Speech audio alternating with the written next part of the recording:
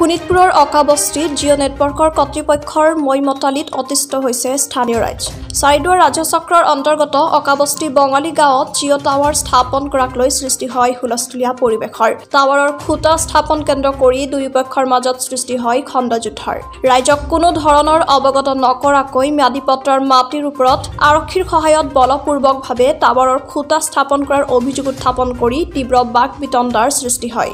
উল্লেখ্য যে অকাবস্তি বঙালী গাঁৱৰ মাজেৰে যোৱা জিঅ' টাৱাৰৰ লাইনৰ যেতিয়া এখন তাঁৰটোত আহিছে তেতিয়া আমি আমাৰ ছোৱালী আৰু মই আহিছো ইয়াত আহি পেলাই তাঁৰটোত ধৰিছো এনেকুৱা সেইটো কি কয় এইটো পুলিচে মোক কৈছে এই এক ধৰ এক পিট এনেকুৱা একদম ৰাতি এনেকুৱা কৰি কয় এক পিটা তেনেকুৱা কৈছে।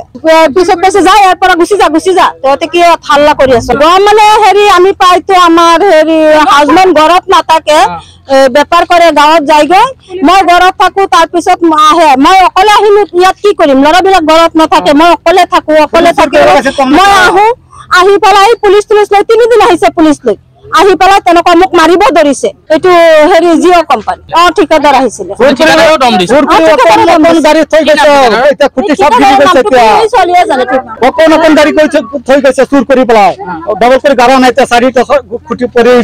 মই কৈছো যে আমি ল'ৰাৰ ঘৰ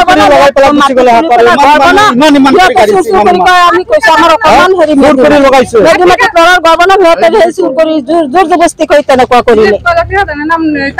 তাহেৰ আলী বোলে ঠিকাদাৰ নাম।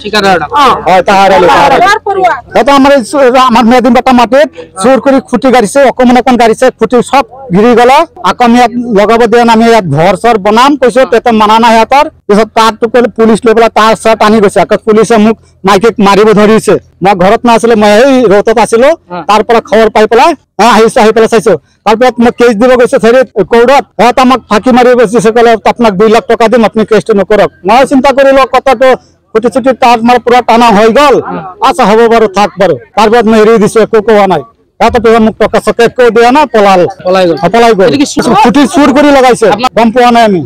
ৰাতি লগাইছে খুঁটি চুৰ কৰি।